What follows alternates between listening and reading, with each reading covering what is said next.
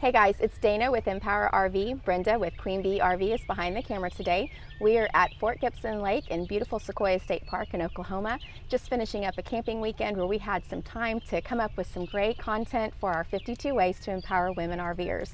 So today we're going to talk about the Breakaway switch, and I want to give you some important tips and information about it because it's a super important life safety issue for you when you're towing. The Breakaway cable is actually what provides a safety feature for your travel trailer should that travel trailer become disconnected from your tow vehicle.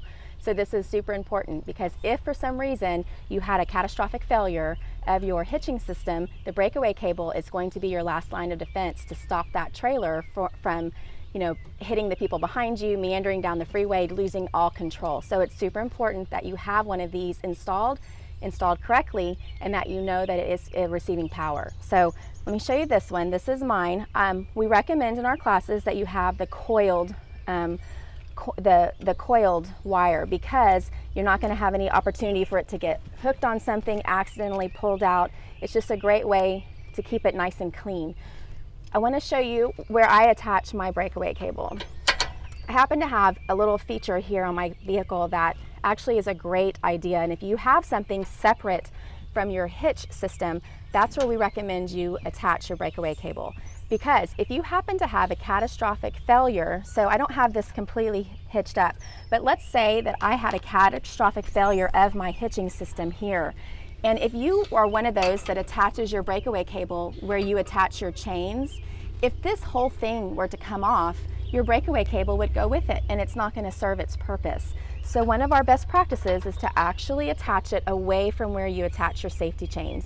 And that's just a good thing to get in the habit of. If you don't have something like I have, go ahead and maybe look into having something welded to your vehicle frame that you can do that. This is a great practice.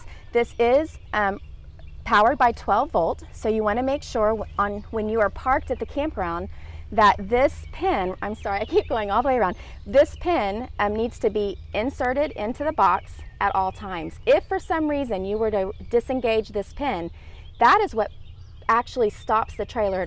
It applies the 12 volt to the axle, to the wheels, and it will actually engage the braking system. So if you accidentally pull this out, even if you're camping and you're stopped and you're set up, you're engaging that 12 volt system and your battery can go dead. So you want to make sure that if this accidentally comes out, that you put it back in. No problems. It can be out for a minute or two. Just make sure you re-engage it, and that way you stop the power and your battery stays nice and good. So let's see. I think I've covered everything. Super important. Be sure you're checking this, that you have good connection, good cable, it's connected.